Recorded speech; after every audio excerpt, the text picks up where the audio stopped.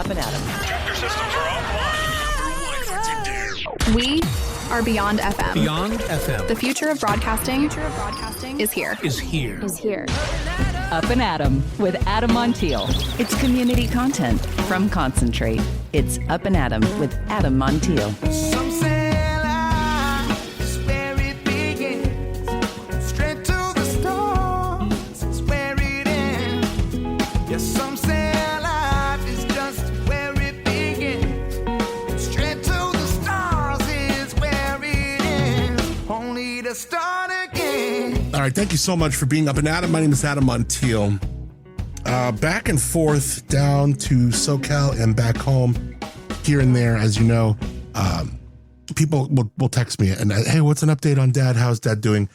Your prayers are just needed. I want not a full update right now, but the prayers are needed and they're welcome. So thank you so much for the texts and people who are coming up to me. And, you know, it's just really, really sweet. It's really, really kind and it's really needed right now. So thank you again, sincerely.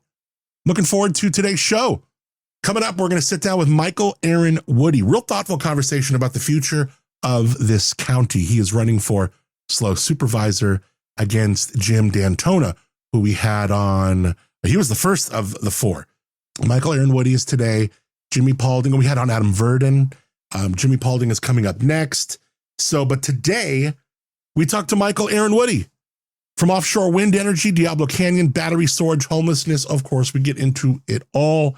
To the bigger question, how we grow without losing what makes this place so special in the first place. And you know the way we do politics here, you are far smart enough to think for yourself. I don't put a letter next to my name because I choose to think for myself. And I know you will think for yourself. So I like to have just open, neighborly, kind conversations with everyone, right? And we ask tough questions. We ask real things. We prod. But the hope is you listen to the candidate, you get what you want out of it, and you make up your own mind. This is not a show where you're being told how to think or you're being told propaganda from one side or the other. It's just not. It's common sense, and I know that you can exercise your own. That's why you're here. So this is a guy who I didn't know a lot of, Michael Erin Woody. He's not, there is some politics in his past, and he's got a unique perspective that he brings to the table. Civil engineer, Harvard grad, tribal council member. I was like, well, that's interesting. Someone who's deeply rooted in Morro Bay's history, the culture. What makes this chat work is that it never turns into, like it is said, it's never like a political food fight. It's just two people sitting down, coming to table, asking real questions, and trying to understand the long-term impact of the decisions a county is making right now. And this man wants to represent it. He wants to be your SLO County Supervisor. So I'm excited to chat and bring you Michael Erin Woody today. All right. First, though, a little PSA for someone who says, I don't go downtown SLO because the parking sucks. Well, guess what? Cool. We fixed it. Well, we being these are restaurant owners. They're doing some incredible stuff. You can park in the new Cultural Arts District parking structure. That's that new structure on Napomo and Palm. And then head into places like La Esquina, Mama's Meatball, Mistura, and they will validate your parking for 2 hours completely free. Boom. That's right. Free downtown parking. That is so cool. So whether it's tacos and margs at La Esquina, maybe some pasta at Mama's, or the bold flavors of Mistura, love that Peruvian cuisine, your parking is covered. Park, eat, validate, done. Get the full details at slowfreeparking.com. It's Up+Adam with Adam Montiel. All right, looking forward to this chat. Sitting across from me at the SLO Cal studios, Michael Erin Woody, civil engineer, Harvard grad, tribal council member, and someone who's deeply rooted in the history and the future of this area. And what I enjoyed about this chat, it never really felt like a political interview. And I really try to make all these. Yes, we're talking about issues, but it just feels like two people sitting down, talking about big questions. Growth, energy, maybe a little homelessness, sprinkle in a little this, a little that, right? And whether people still feel heard in their own communities. We'll talk about offshore wind, Diablo battery storage after the Moss Landing fire, the future of Morro Bay, and also the emotional side of all this stuff that sometimes gets lost in the headlines and the sound bites. So far beyond endorsements or this and that, we're having real conversation at table. You ready for it? Let's do it. Michael Erin Woody, thank you so much for being Up and Adam. Oh, yeah. Michael. Yes, of course. I'm excited that you're here. It's going to be good to chat. It's an honor. Trust me. First of all, I saw the Jeep down there, or the truck. Oh, yeah, the Jeep. It looks great. Nice wrap job. Yeah, can I tell you who, am I allowed to say that? Sure. Okay, Quality Tint over on South Haggar Street did an amazing job on this thing. It started out as, I had the fundamental logo, the little round, emblem. It was inspired by Barack Obama, believe it or not, his round logo. So we put this logo together and then did a basic type for, Michael Erin Woody for supervisor. And I had the basic color concepts, but I just went into them and said, hey, do you guys have an idea that could, make this look like a Jeep? But I still wanted to look like a Jeep, a rugged Jeep look. Yeah, you're a beach dude. Yeah. And then they came back a week later and I said, that's it. There it is. Make it happen. They nailed it. They did. They just absolutely nailed it. And, but I will say this, waking up one day and driving in a car with your name plastered on the side of it makes you very, very conscientious of everything you do. Oh my gosh. Of course. It is. It's like, okay, that was my fault. Yeah. Putting my blinker on. I cut you off. Putting my blinker on like 300 feet before the thing. All the rules. Oh yeah. See, you're doing arm signals. Oh yeah. Outside the door, the window. You go out there and you say, okay, here's what we're going to do. We're going to do, let's see, everything is my fault. 65 on the freeway, 65, cruise control on 65. Yeah. I love this that you don't know anything about me or this show. And that's great. I love it because this is really going to be fun. And I'm learning all about you because I feel like are you doing a lot of events? Like maybe are we friends on Facebook? I feel like I've seen your face. Yeah, I do a lot of things over the years. Yeah, but I've never really met you. No, and that's been the funny of doing this is that because I'm involved in quite a few things, and then I get involved in community things. Like recently, last few years, I've sat on CFAC, Citizens Finance Advisory Committee for City of Morro Bay. I do a lot of presentations from my Indian tribe. Yeah, I'm a Salinan Indian. I'm part of their tribal council. And so I do a lot of presentations for California Indian history and a lot of the museums and whatnot. So that means you have Indian in your blood? Is that what that means? Or what does that mean? Yeah, my grandfather was from the Toro Creek Indian settlement. Toro Creek being located between Morro Bay and Atascadero along the Morro-Atascadero Road, 41. And if you go about halfway through, is a little street called Toro Creek. You turn left, you go in about 2 miles, and there was an Indian settlement that was there that came from the San Antonio Mission. Wow. So, and they came down through the Encinalis Ranch, the Indians Ranch of San Antonio, Monterey County. Then their kids came down as an Indian settlement to Toro Creek. And that's where my grandfather was from. That's where he was born and raised, was on an Indian settlement. So they lost their land in the early 1900s. I've got all the articles. We could do an entire discussion of the Indian history here. So that's where I'm part of the Toro Creek Indians and Salinan tribe here today. Wow. There you go. When you do like your 23andMe, like I did it and it said I'm like 10.1% Native American. Like, am I allowed to own a casino then? Like, what does that mean? Are you allowed to own a casino? No, because we are not a federally acknowledged tribe. Now, our tribe has put in an application to the Department of Interior, and we're one of, I think, 11 or 12 tribes across the United States that's being considered for federal acknowledgement. But most people misunderstand federal acknowledgement. They think it's, I have a genealogical line back to an Indian culture. Got it. And that's not what it is. What it is the federal government is asking a basic question, which is, can you show that you have been a consistent tribal group of Indians since European contact? Okay. Which is completely different than saying, I simply have a genealogical relationship. Got it. Have you been in an active tribal group? So we did all the research, put everything in, and they said, hey, this is a really interesting story that you guys have. Yeah. How interesting is that? Tell me about the choker. That's one of your standard kind of presentations. You have great hair and you wear this black choker. That's all you need to know. That's the great part. By the way, Indians have great hair. Yeah. No, this was something from my grandfather. Oh, your necklace. I love it. No. And it was then the idea came from him. So it was just something I've always had. That's so cool. So there you go. I love that. Now tell me with the product. Tell me the regimen with the hair. What are we doing with the hair? lots of conditioning. Yeah. Hair straightener, blow dry. It's a project. Yeah, of course. No, you know what? I'll say this. I've been one of those few people blessed. So there are some people blessed with good hair. Yeah. I'm blessed with that. Yes. Some people, their hair, People have asked me all the time. I don't color my hair. That is true. Wow. I haven't yet. No. Well, But I'm going to ask, how old are you? I guess.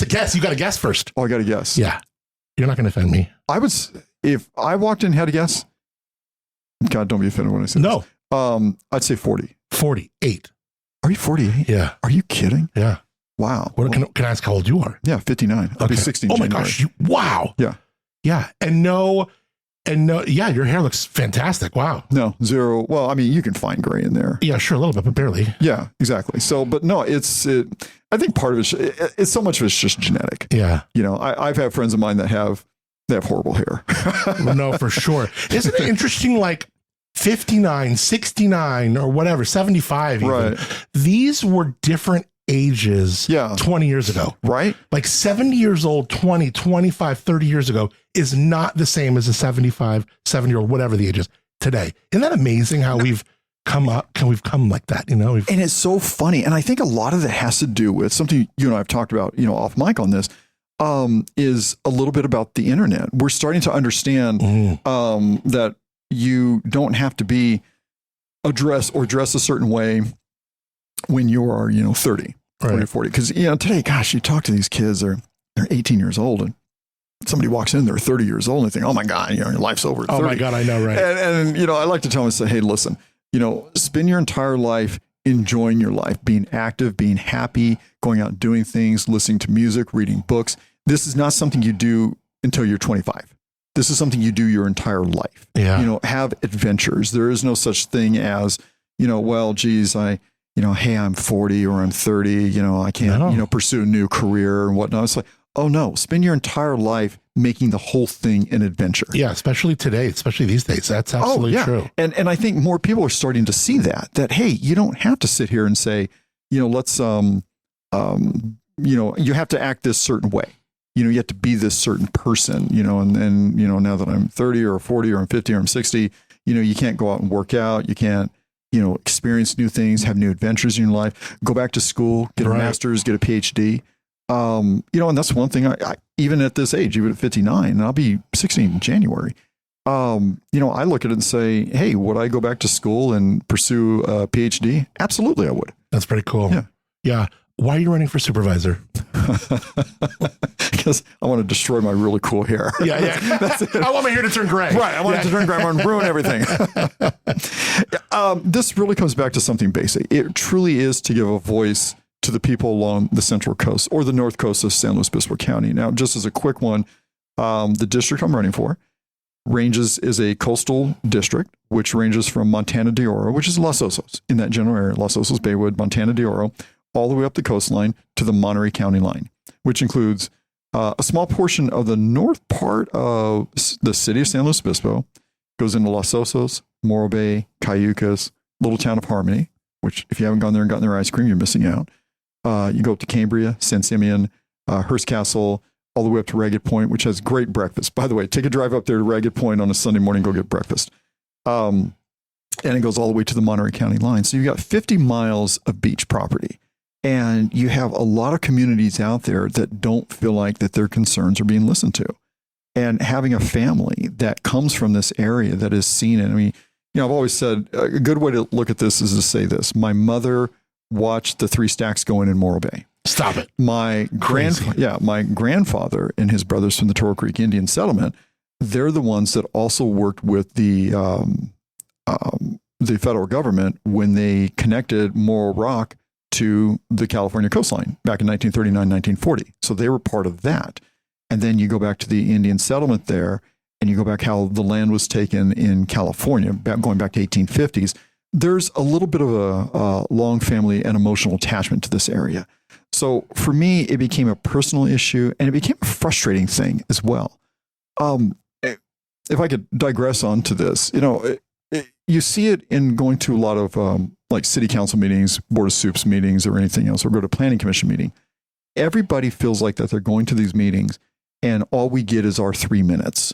And it's true. What happens is that a lot of projects will come in, and you will get the people that are pushing for a project, you will get elected officials, and you will get government staff all get together and basically run through, this is the project we're going to do.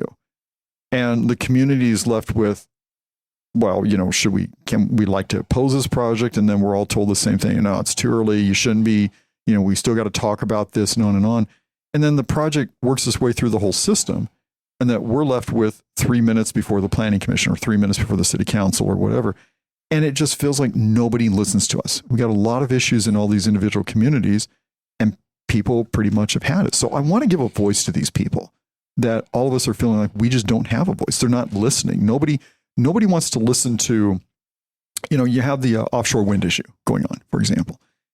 How many people understand that there's a cultural segment to that, to Native American tribes? And that is, for our tribal groups and our families, we believe in what's called transmigration of our souls. In other words, when we die, we don't go to heaven and hell. Our souls go out to the edge of the earth, out on the ocean. And every night when you see the red sunset, those are our ancestors using the sun as it sets, and they celebrate their life every night. So when you see the red sunsets out there in the ocean, those are our ancestors celebrating their life.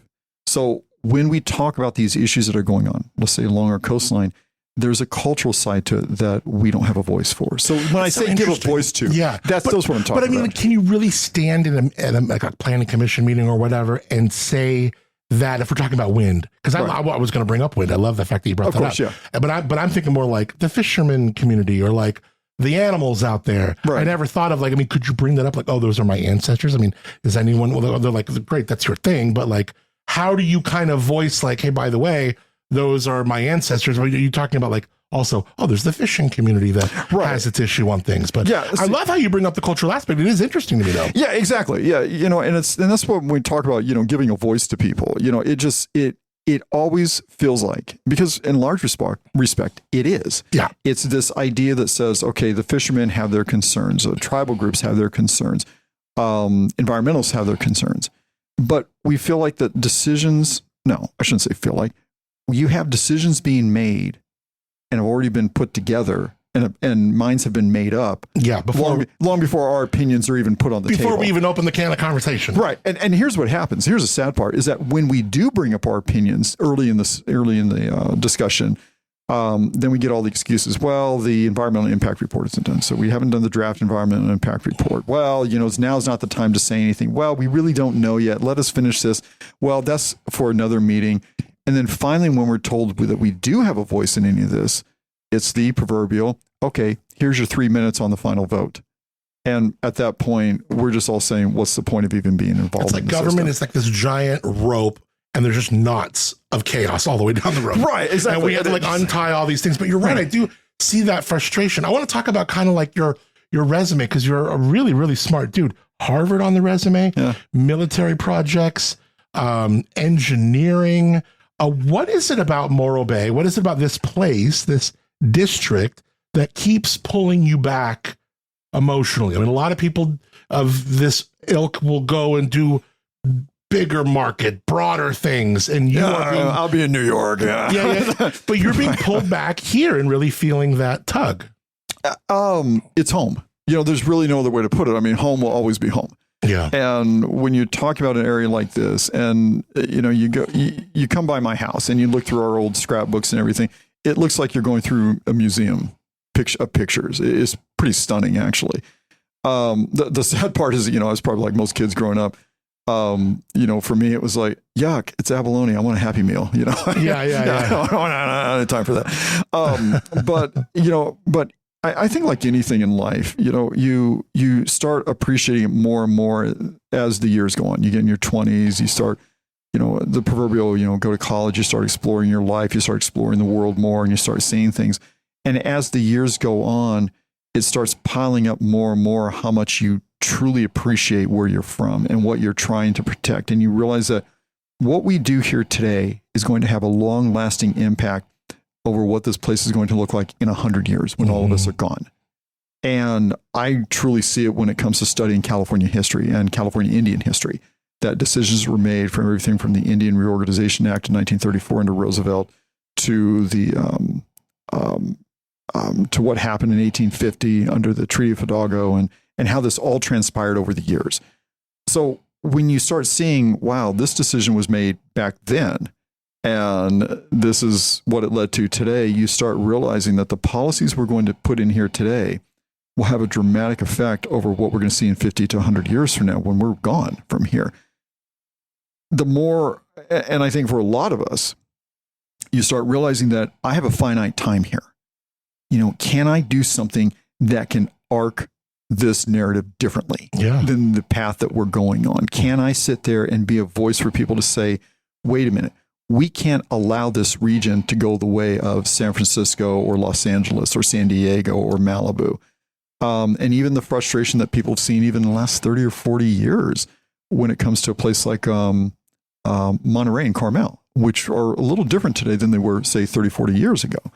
People are truly afraid to lose that, and I don't blame them, and so am I. I don't want people looking back in 100 years when they celebrate 2100 and they see the apple drop in New York, and they sit there and say, wow, remember what this place used to look? Do you know it really looked like this? Yeah. Now look at what we did to it. Right.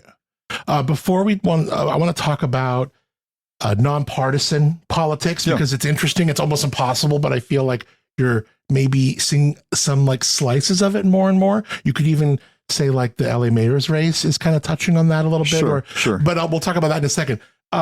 Michael Erin Woody, the three names. Yes. It's so interesting because not many people do the three names. And it almost reminds me of like an actor or like someone you're reading about in the news. But have you heard, and this is a joke, but I've heard everything. So trust me. Have you heard the latest attack ad from your opponent? No, I lost track of it. Yeah, no. Michael Erin Woody. Erin spelled with an E. Can you really trust him? How do you respond? Well, it's on my driver's license. What can you say about that? Well, I misspelled it.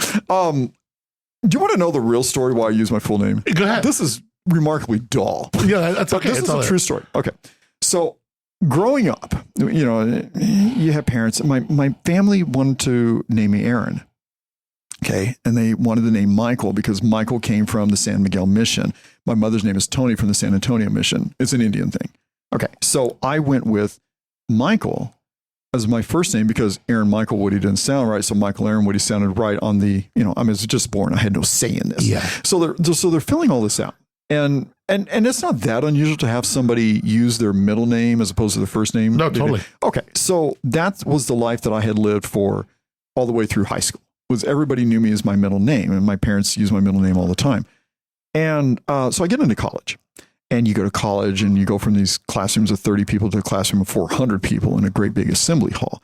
And when you get to college, everything's on a computer printout. So at that point, my computer printout was Michael E. Woody. So when I got to college, I went to first couple of years as a UC Irvine down there. I was going to go into actually medicine. I was going to go pre-med. And when I got there, so all my professors knew me as Michael. I was introduced as Michael to everybody at the dorms and on and on. So that just became my name was Michael. Yeah. So I started going by that. So fast forward a few years later, in my early 20s, I finally graduated from school. And I started getting, before computers, I started getting my tax returns. And my tax returns, I was getting two of them from the IRS. I was getting two notices. One was to my middle name and one was to my first name. Oh my gosh. Even though I had one social security number. Okay. So this turned into a piece of advice from a friend of mine that said, hey, smart money on this. Because you're getting this to clarify it with the IRS, the best thing to do is just put everything under your full name. So it turned into Michael Erin Woody. And so I started signing everything as Michael Erin Woody and on and on and on. So fast forward a few years later, I get ready to run for my first political office. I'm in my mid-20s and I decided to run for a local city council position up in Fresno. Yeah. My dad got transferred up there. And so there was an overriding question. What name do you go by? Right. So it turned into, Michael? Do you go by Aaron? Do you go by da-da-da? And we said, let's just do it by our full name. So it just started out as Michael Erin Woody. And that's how it went. And that's how, and ever since then, everything I have ever done has been under my full name, Michael Erin Woody, which my parents were, I don't know if it was savvy enough or by blind luck, it ended up being a good sounding name. Sure. That flowed well. It does flow good. Yeah. It's got flow. Yeah. It's got flow to it. It almost has, some people point out, it almost has like a celebrity sound to it. Oh, totally. It sounds like almost like the name of like the dude with the good hair in a boy band. Right. Exactly. Yeah. So we just kind of went with it. And, there you go. And there you go. So that's why today, it's that most people use my first name. I have my parents will use my middle name privately. So like if you're in like a dinner with them, you're at the crib, they'll be like, Aaron, bring over this. Right. Exactly. Okay. Yeah, that's true. Yeah, that's what will happen. Yeah. But a lot of times my mother, my dad passed away a couple years ago. It was a terrible loss, but but my mother is funny because she will always use my middle name privately. And, but when she's out in public around other people, she'll always refer to me as by my first name. Oh my gosh. Because it's just an awkwardness that she's gotten used to. She's trying to play. Right. Because everybody out there will always use my first name. And that's what I go by day to day. And I always introduce, hey, I'm Mike, I'm Michael, blah, blah, blah. Do you go by Mike or Michael? A little bit both? I don't, you know what? That's never been, I don't care. Yeah. Most people use Michael. Yeah. Because, it's a celebrity thing, Yeah. It's what we do. And, but when I get in the Jeep and, we're alone, my family or something like that, it's always my middle name. Yeah. That's so interesting. There you go. Yeah. Well, now when you get in the Jeep, it's your first name because it's plastered all over your Jeep. Yeah. Can you believe that? So you're clearly not anti-tech. I mean, you're an engineer. Yeah. But listening to you talk about offshore wind, battery storage, I mean, there's definitely like this grief underneath it. What does progress, I guess, when does progress stop feeling like progress and almost start to feel like loss, like stepping backwards? And I'm assuming you, in terms of like, with Morro Bay, especially with offshore wind and battery plants. Yeah. It's when you have progress that is going on that doesn't need to be. If specifically, let's talk about offshore wind. You look at offshore wind for 1 second, and the technology is amazing. Where they're going with it and how we have developed more technology over the years for energy development. Obviously, you trace back American history back to the Gilded Age and what a mess that was with oil and, just everything was a mess, especially compared to today's environmental standards. But when you have something like offshore wind and you realize, that this is more than just putting a handful of wind turbines out there and running an extension cord from Home Depot to the landlines and plugging it in while all the lights come on. But when you realize everything that goes into with it, from the ports that have to be put in, what it takes to monitor and maintain these, what it's going to end up being, how it's going to, and candidly, you put them out there 20 miles from San Simeon, how much closer they're going to get over the years. That will not be the only project we have out here if this goes down that path. But the other one is that you look at the damage it costs, you look at the amount of money it's going to cost to put those projects in. We know from the Department of Energy, those are going to cost 3 to 4 times the amount of money per kilowatt, as opposed to doing onshore carbon neutral projects such as solar and wind. And knowing that we have more than enough potential wind and solar energy on land to do these same projects, the question to me becomes this: what is the advantage of putting offshore wind in California along a coastal region like this that is so environmentally sensitive, when we could have the same solutions on land that have the same amount of benefits to them, if you will, and at far less of a cost? And when I sit back and look at that, I think, okay, what becomes the difference between the two? This, to me, doing this onshore becomes a much better proposal moving forward than doing this offshore over here with all the potential environmental and financial problems involved with it. Right. So, but it gets difficult in a political sense, because I've discovered in politics today, especially, everything's narrowed down to 3 sentences, which is, okay, you're against offshore wind. Oh, that's because you want to club baby seals. And that's right. And that's how people will phrase things like that, and you have to sit them down and have that. You want to sit down and talk with them about it, but that can get lost in the mix of spin and quick sound bites. That we're missing that long-term discussion over how you do this. Another thing that gets lost in the mix: nuclear. Let's talk Diablo. Sure. Where do we stand on that? Need to keep it open, right? Yeah. Well, nuclear will always be a part of our system of power throughout the United States and North America, and in fact around the world. We know there's new forms of nuclear coming in, that they're working on nuclear fusion in particular, which is not nuclear fission, which we're using today, which creates the nuclear waste. That is a serious problem in this world, but nuclear fusion doesn't have that. In essence, it's the power of the sun. And that is a new let's rewind. What's the big problem with the waste in case something goes wrong with it? Because some other countries were not using it. Some people are recycling it. it's stored up there. I mean, I guess the problem is if something happens to the stored rods. There you go. That's your problem right there. Yeah, if something happens to stored rods, then we're going to have a serious problem on our hands environmentally and throughout this entire region. So we know that they're storing them over at Diablo right now. We know that Diablo in this discussion represents ballpark 10% of our energy output in California. Right, yeah.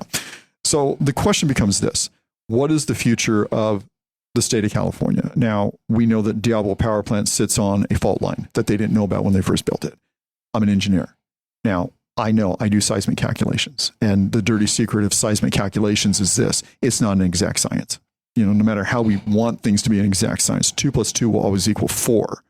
But in seismic world, you do the best you can, but there's always that weird gray area. It's also on like 85 feet of bedrock. Doesn't that change things? Then being like Fukushima, which was like literally at sea level? Yeah, it can change things, but the problem that you run into is that when you have a thrust fault, and the way that that thrust and that energy gets transferred through that bedrock can be very jarring, to say the least. So there's all kinds of issues going on with this. Now, the question that I've had with all this is that going beyond, people ask me, where do I stand with nuclear and the renewal of this? I like to see Diablo. I wish Diablo would have been closed in 2025, like they were going to do this. Really? Yes, because originally that's what was going to happen to this. Right. But what we have here in front of us today is, to me, a bigger question, which is, where are we going to be in another 100 years? What I don't want to see is, I don't want to see the fact that we put a nuclear power plant at Diablo and we put the PG&E, the 3 stacks in Morro Bay that you're well aware of, down there. And both of those have a history of saying, okay, we set a precedent there to put these projects in there. Does this become our lot in life in San Luis Obispo? Does this become the proverbial, well, this is just the way things are. San Luis Obispo will always be putting these massive power structures along our coastline. Well, we saw what happened at Moss Landing, obviously. That was a complete wreck. Right. We're talking about the battery. Yeah, the fire. battery. If anything, it was almost kind of a blessing for us to see that and be like, hell the F no. Yeah, for exactly. Morro Bay. And a lot of people that were huge supporters of these battery projects. Oh my God. I mean, they walked in the room and said, time out. I mean, the biggest supporters. Thank God. Yeah, and they said, hey, hold on here for a second. Yeah. And this becomes the biggest issue of them all to me from a global standpoint, which is, where do we want to see energy development in the next 100 years along the Western United States? Okay. Should we not be closing these facilities down that set the precedent to put these projects here and moving them into more places that are much more, what I would say is, removed from, like the proverbial, you would never put a, like the Mojave Desert or something? Yeah. I mean, possibly a desert area. Well, but do we have Diablo there because of the water, though? Don't we kind of have it there? I mean, correct me if I'm wrong, but yes, that was the original take on that. But here's the thing: with today's technology, you don't need that. Okay, so we have the new technology, we have new ways to do nuclear today. We have new places where we can put these types of plants that, if and when something does go wrong, we don't end up with another Moss Landing. And on top of it, you got the state of California. It's a beautiful state. We have a beautiful coastline that we're trying to desperately protect. Should we not be looking, and the California Energy Commission as well, be looking 50 to 100 years from now and saying, what do we want this place to look like? I mean, as I like to pose to people, if Diablo was just an overlook like Montana de Oro is today, would we come in and be acceptant of putting a nuclear power plant in Montana de Oro? No, but that's, of course we would. Right, exactly. But it's one reason, because we already have one 15 miles north, but two, I mean, the Coastal Commission doesn't even barely approve a hotel. No, it takes them 2 decades to approve a hotel, much less a nuclear power plant. I went for a walk on the beach the other day, and the Coastal Commission came out there and said, "Get off our beach." I mean, But therein lies the question. I mean, and even setting aside the Coastal Commission for 1 minute, if you had to sit there and go 100 years from now, what do we want California to look like? How do we supply energy to everybody? What I'm trying to get people to see is something different, is that we start arcing away from the idea that these types of projects belong anywhere on our coastline, and let's start shifting them inland. We know that we need, through the California Energy Commission, more power grid structures. Okay. Human population doubles every 50 to 60 years around the world. Okay. We know that we need to build all of this. My goal is to get people to start saying, wait a minute, if we're going to start building this new system for the next 100, 200 years or whatnot, let's curve it out of our oceans. Let's curve it out of our coastal lines and out of our estuaries and these important places we need to protect. And let's start creating a system that's going to be in place in another 100, 200 years that would be more so removed in better places that are much safer for the entire Western United States, and pull them out of these areas as well and start protecting these areas. Yeah. I mean, that's where my thought process totally. is. And you're what, right. District 2? District 2, yeah. And then it's like, California's got its own, like you said, its own power grid issues, right? I mean, we're against natural gas, but then we're taking it from states like Arizona on its way in, like we're pinching electricity in because we can't manage we have our own energy issues here. Then you have the high-speed rail and... Oh my gosh, yeah. What high-speed rail, right? So let me ask, I alluded to a few minutes ago, and the idea of like nonpartisan politics. Yeah. I love that because I don't have a letter next to my name. I don't really try and preach a certain political ideology here because I feel people are smart enough to think for themselves. And I present common sense and just a little bit of, irreverence and a little bit of humor. We just kind of go at it. So, and I like that. And I think some of these positions, whether it was like Heidi Harmon, or you think, God, we're so many years past her, she was just a nutcase mayor of SLO for a while. But like rode this political line so hard.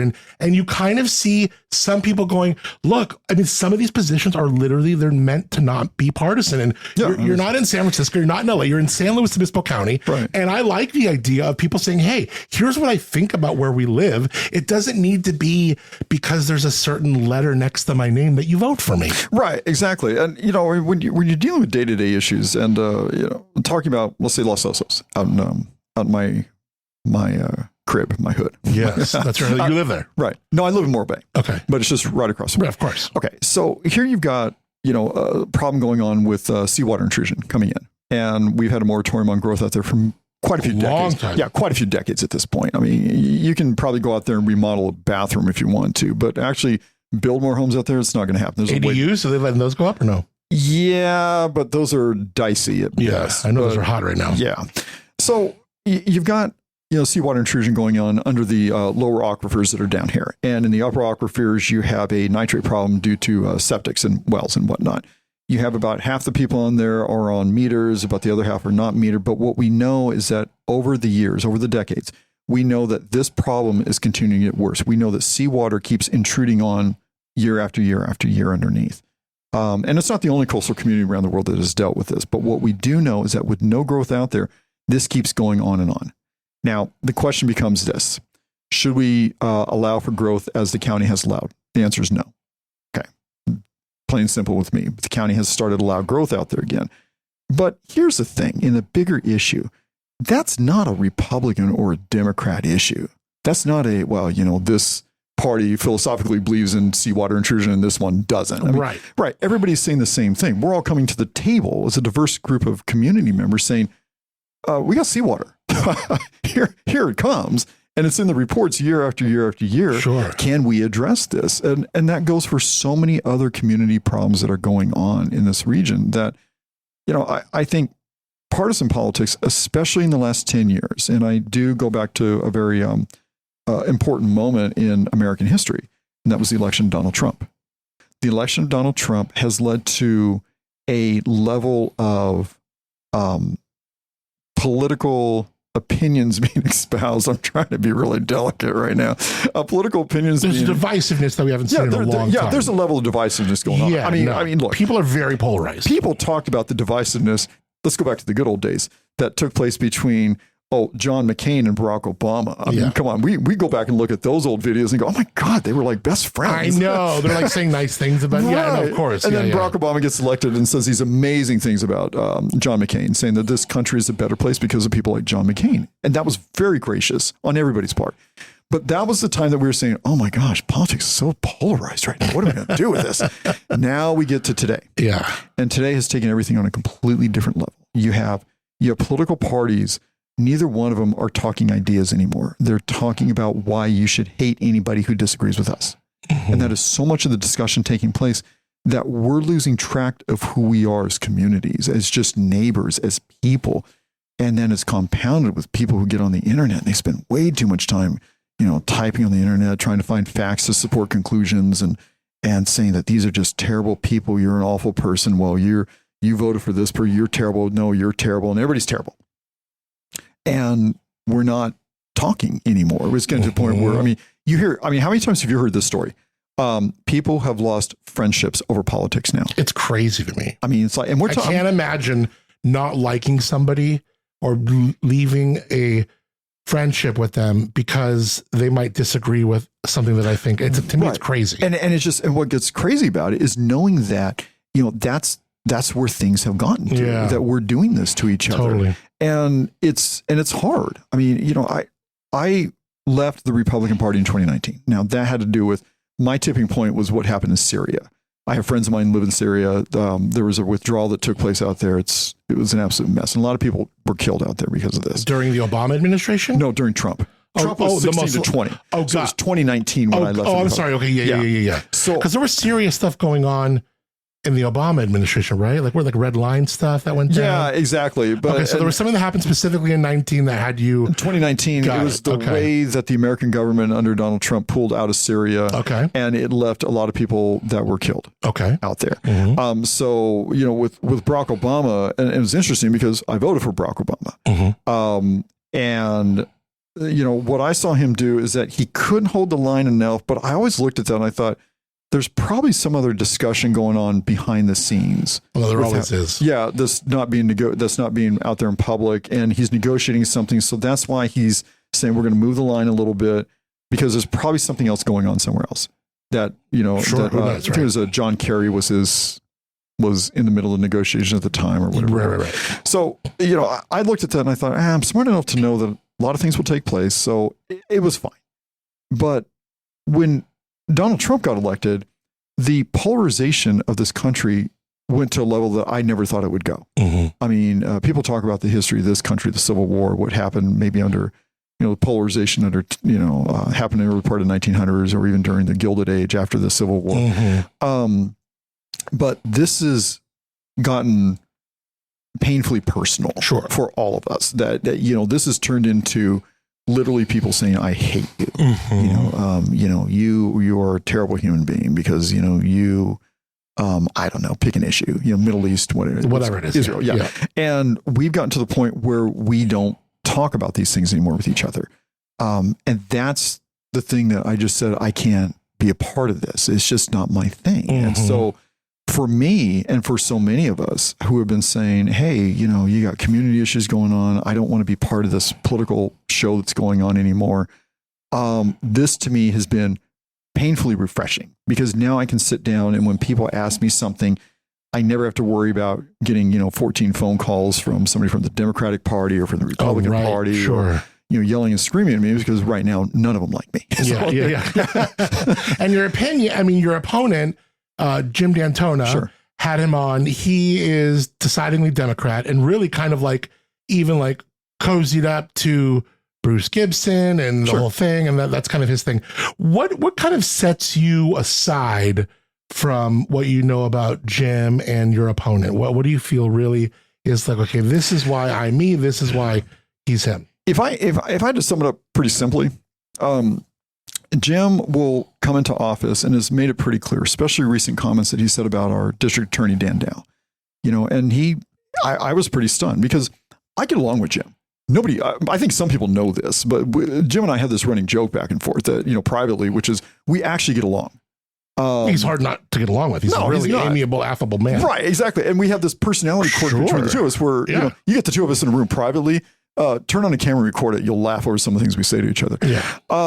In fact, when he put out his first hit piece on me, I took him aside privately and I said, hey, you're the first person that's ever taken a bad picture of me.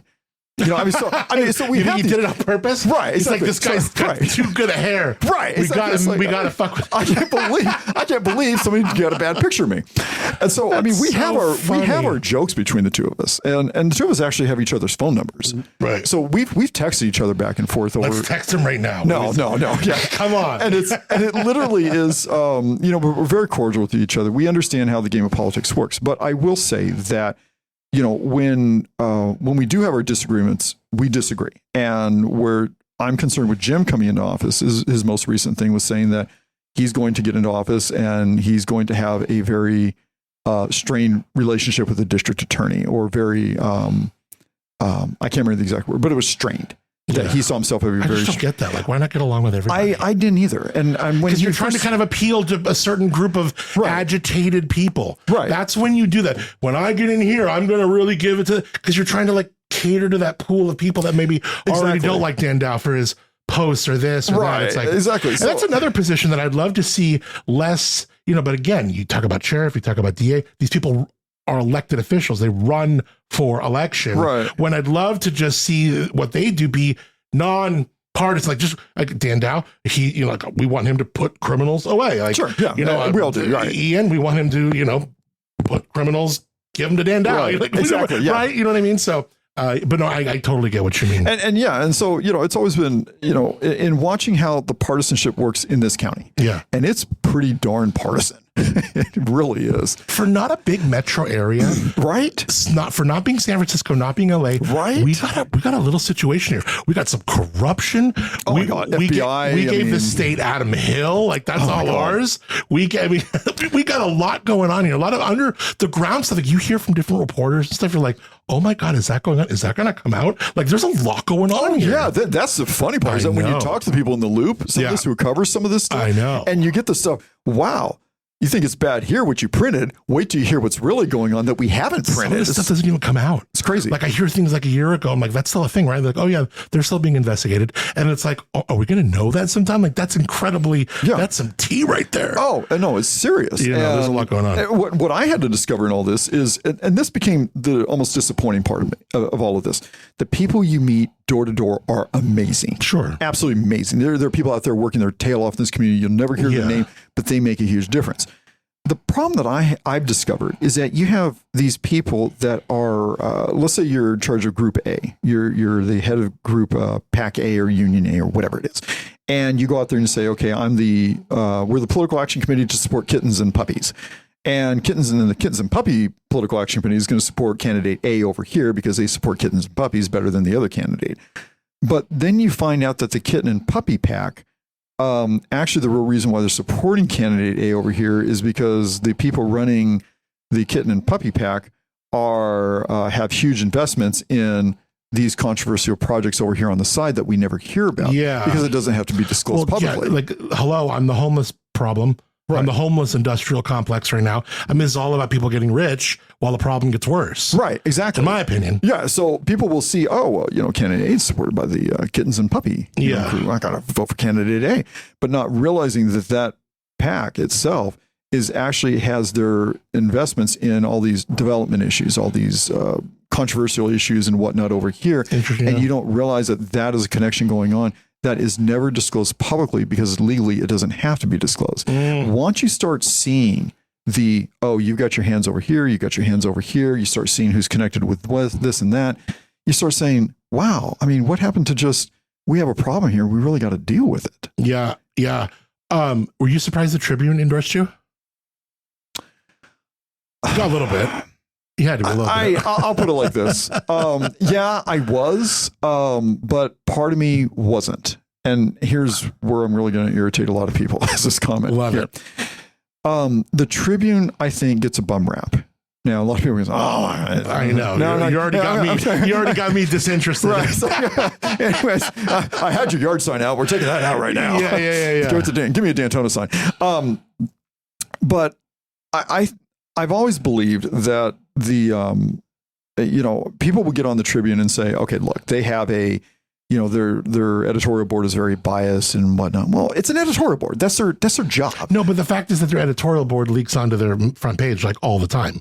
That's why people think that way. There are things that they have done that even I've questioned them privately and say, oh, come on, seriously. Yeah. And they're like, well, yeah. But it's also that because print has changed so much where now the Tribune is not even just run by the Tribune. It's run by this entity outside of here where we're getting ads and like stories from like restaurants that are closing that are like 400 miles away from us. Right. And their Facebook page looks like half the posts aren't even about where the paper where they serve lives. You know what I mean? Right. Yeah. So it's a thing, and that's where their issues. But being from radio for 25 years, another industry that has changed a lot. Oh yeah, media is changing, and if you're not going to change with it, and you're not going to like pivot or whatever you want to say with it, then it's going to leave you behind. And a lot of people in print have gotten left behind. Yeah. Oh, absolutely. From careers and jobs and everything else. I mean, they've lost it all.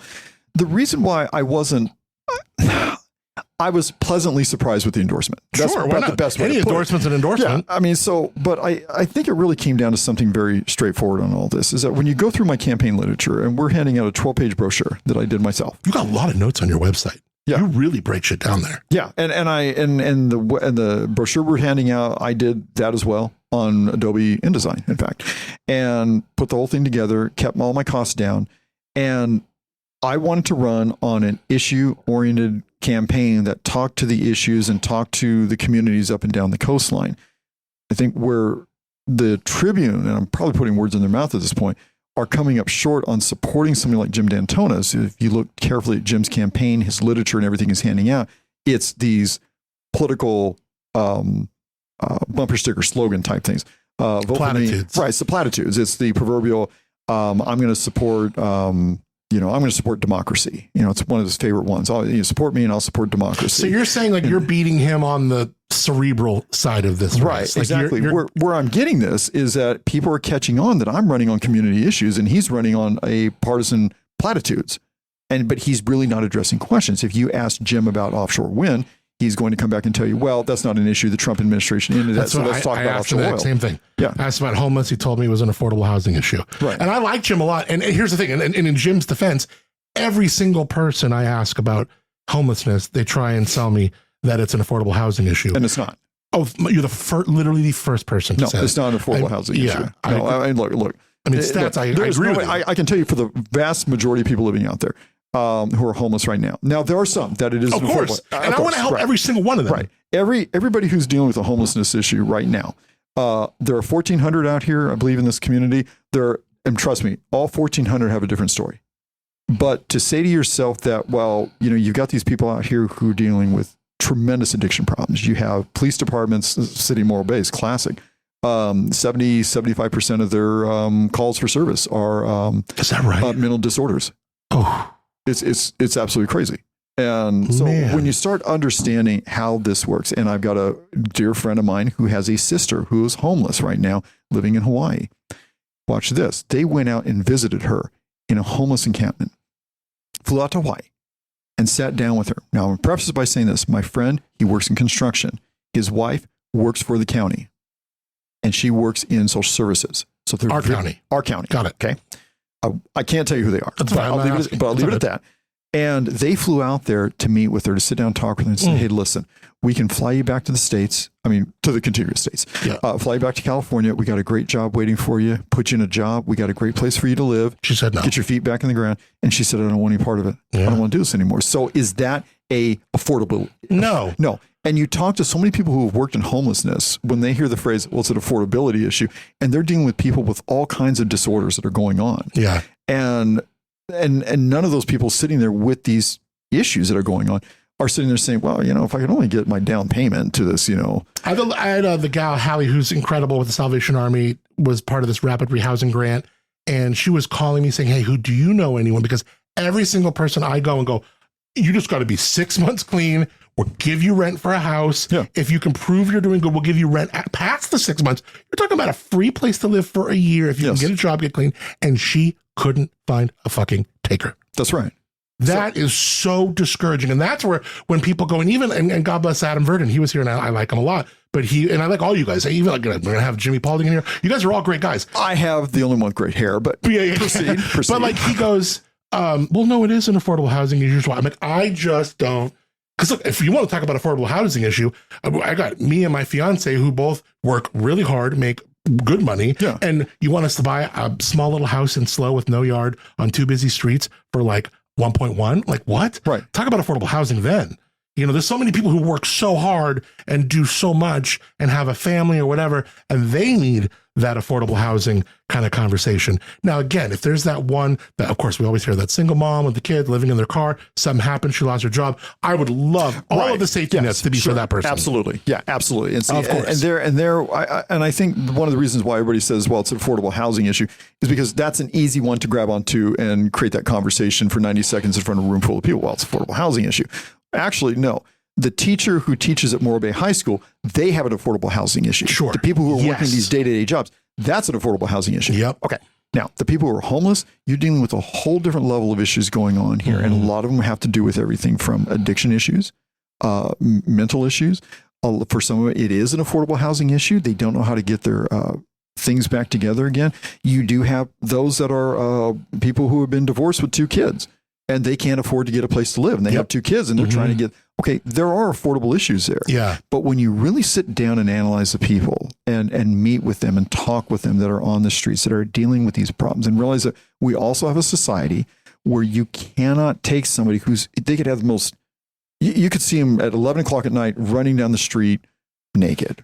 And they have all kinds of mental issues going on. The police department could know about them. The sheriff's department knows who they are, but they can't do anything about it because we have a set of laws that says we can't bring you in to address these issues that you're clearly having right now because the laws prevent us from doing that. Right. So, and I understand both sides of that. But if we continue to treat homelessness as, wow, you know what we need is we need a quicker permit process through the county. And that would, clear, we need this. We need an affordable housing project over here where you only have to pay $750,000 for 1,000 square feet. Oh, well, homelessness goes away at that point. Yeah. That's not it. I totally agree. Yeah. It's interesting. It's really interesting. And when you look at this decision to run for supervisor, what's the hardest part about it? Is it seeing negative things about you? Is it like asking for money? What's the hardest part? Because there's so many aspects of I've been really fortunate where you gain even a small connection with the community that, you should run. Yeah. I would be so insecure to run for office and get, have people voting against you. Well, that's because we know your background. So you'd have problems. We know. Believe it or not, the shots that I've seen, the things that I've seen written about me or the things that I've seen, with Jim's flyers and ads that he's put out about me, believe it or not, none of those have gotten under my skin or bothered me in the least, which has been surprising because even I thought that I'd get under my skin. Yeah. I literally have looked at some of these things written about me. And it's like, well, that's just funny. Yeah. I will say, I have to say this. The funniest thing that I had heard written about me is this guy posted somewhere, I think it was in New Times or something, said, well, as long as he's not in the Epstein files, that's good enough with me. And that actually made me laugh. I saw that and I thought, you know what? That is actually the funniest thing I've read in a long time. No, the most difficult part about doing something like this is the disappointment that you can have. And I've gone through this, especially in the last few months, that I've shared with my family and some dear friends of mine. I said, I love this race. I said, it's been just fantastic on so many different levels. But I've had this level of disappointment when I started discovering how you have certain community leaders per se out there that they actually don't believe in what they're saying. They're actually supporting these issues or supporting these projects over here or supporting candidates because they have a financial tie to something else over there. And that has been the disappointing side of it, is when I start learning so much about what truly governs a lot of the endorsements, what truly governs a lot of the public positions that people take, or their motives in a community, especially when you're dealing with a whole bunch of volunteers throughout this entire region that are amazing people that they have they're out of the limelight. Nobody knows who they are, but they're up there, once a week, twice a week, every day, volunteering their time in all these different shelters and all these different food groups and all these different food banks, not food groups, food banks, excuse me. Yeah. You see these amazing people that are planting plants, that are out there beautifying these places, or the people who get up in the morning who are not part of a group, but you see them every week going down Los Osos or in Morro Bay or in Cayucas and Cambria. And they're out there sweeping the sidewalks and cleaning everything up, not because they're part of a group, but because that's their thing. Sure. And they go out there and they clean things and they get no notoriety for it, but they clean. Or they clean the beaches and they do all these things, or they go to planning commission meetings. That's what motivates you. But what doesn't motivate you is when you see the disappointment in a lot of the things that I've seen, and a lot of the personalities I've met, and thinking, wow, I really had a whole different view of you until I got involved in this. Interesting. Let's do some quick hits before we wrap up. Okay. Most underrated spot in SLO Cal, even in your district? Most underrated? Are you talking like restaurants? I mean, yeah, great place to visit. Restaurant, sure. I wanted to keep it broad just to see maybe there's a place in Morro Bay you're a big fan of, or what? Morro Bay, Taco de Mexico. Mm-hmm. I tell people that all the time. If you want, you see people coming in from out of town all throughout the entire region, and you tell them, I want to eat where the locals eat. Well, you want to know the truth. We usually go to Taco de Mexico. I love it. Yeah, I mean, it's just a great place. You go there, you get a paper plate, and that's how you're going to eat. There you go. That's what the locals eat. So good. Fish tacos or tri-tip? Oh, fish tacos all day and all night. Breaded or grilled? Grilled. You like them grilled? No, because the problem with doing it breaded is that you do breaded on a fish taco. You get these two complex things. You get the tortilla and you get the bread going on at the same time. It's wrong. So it has to be, it is. It's just wrong. It's not funny. This is a serious issue. It has to be grilled. So you get the true taste of the fish against the corn tortilla. But if you get the fried bread against the corn tortilla, it's wrong. It's wrong. It's a texture issue for you. It is, absolutely. And I'll campaign on that. One book that genuinely changed how you think. JFK's book, it changed the way I think so much. I just blanked on the title real quick. JFK's book. It was the, oh, bless it. Oh, come on. I know I'll find it really quick so you could say it. Yeah. It was called, like it was his book. Yeah. His book. He wrote, it was called, Profiles in Courage. Oh, okay. I'm sorry. Profiles in Courage by JFK. Profiles in Courage by JFK. That was the book that truly had a lasting impact on me because it truly showed incidents where people showed courage over politics and made a decision for the betterment of everything over their own political career. Prettier time in Morro Bay, sunrise or sunset? Sunset. Yeah. No. Hold on. I'm going to flip. Actually, sunrise. Getting up first thing in the morning. Opponents will say you're a flip-flopper. Right, oh, there you go. I knew it. Put that on the next ad. No. Right, yeah, exactly. I spoke too soon on that. It's actually sunrise. It's watching the sun come up. It's how clean the air is and how it smells. In fact, you get up early enough, you see the stars, and then it just all comes together. And there's just something magical about that. Yeah, it is pretty.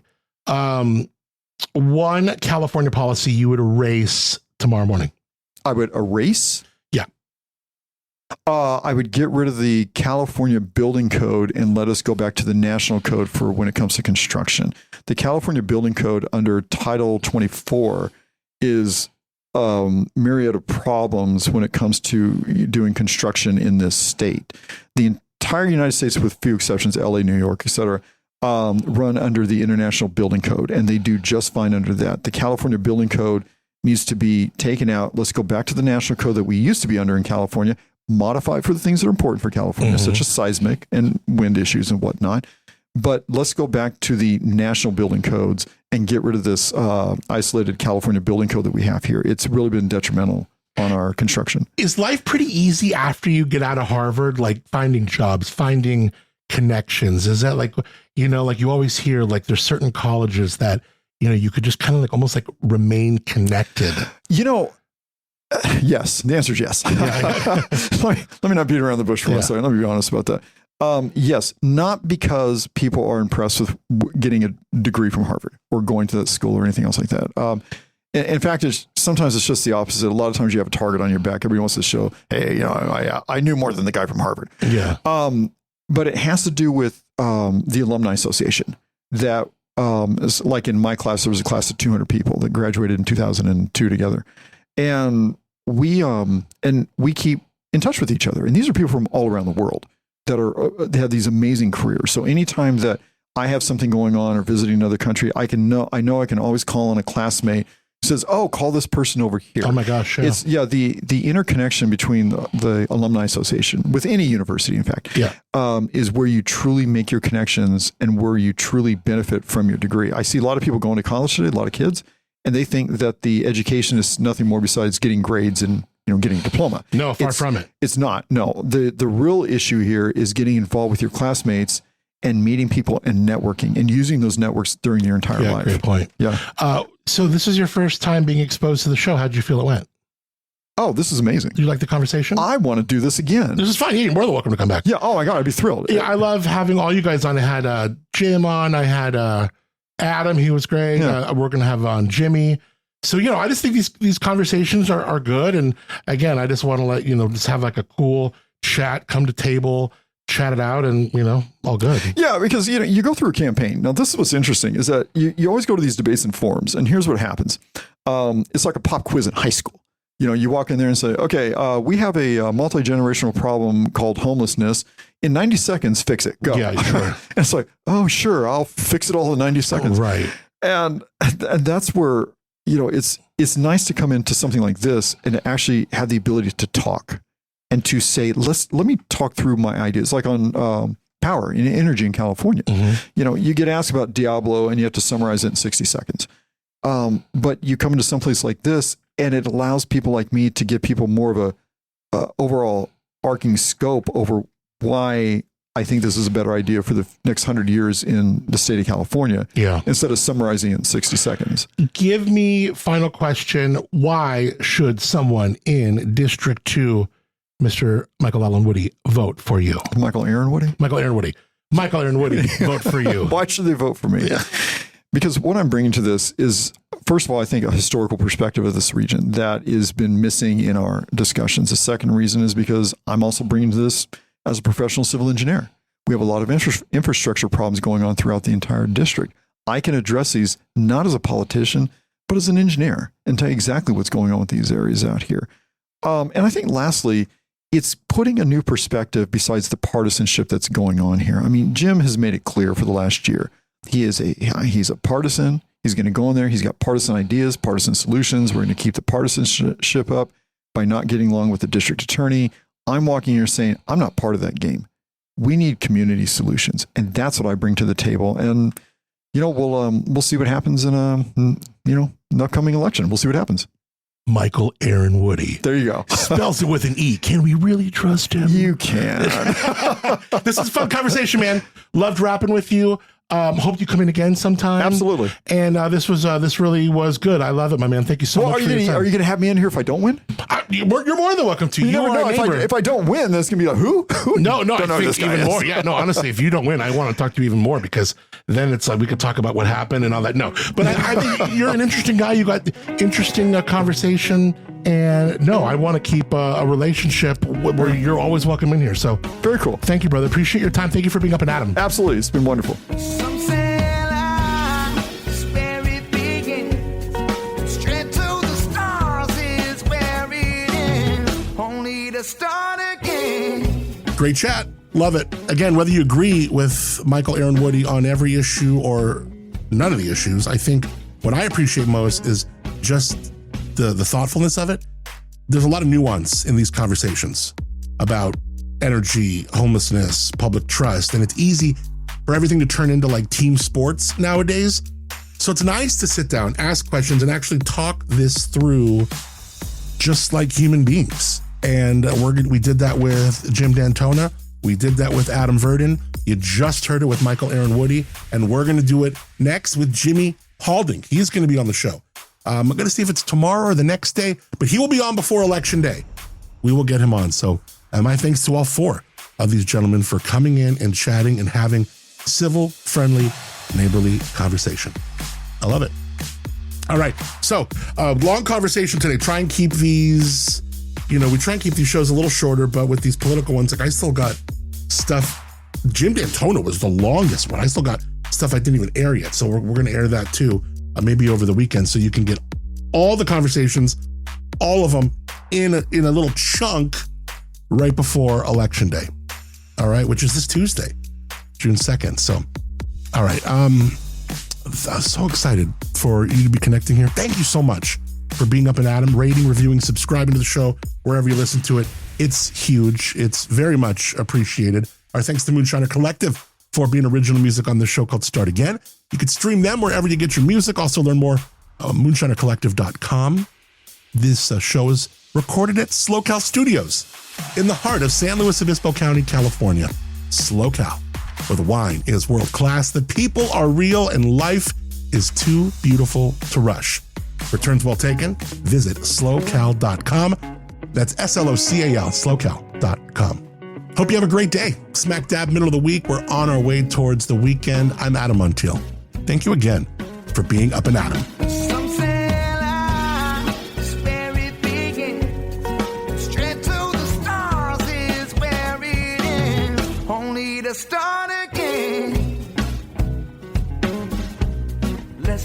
again. We'll start again. Let's start again.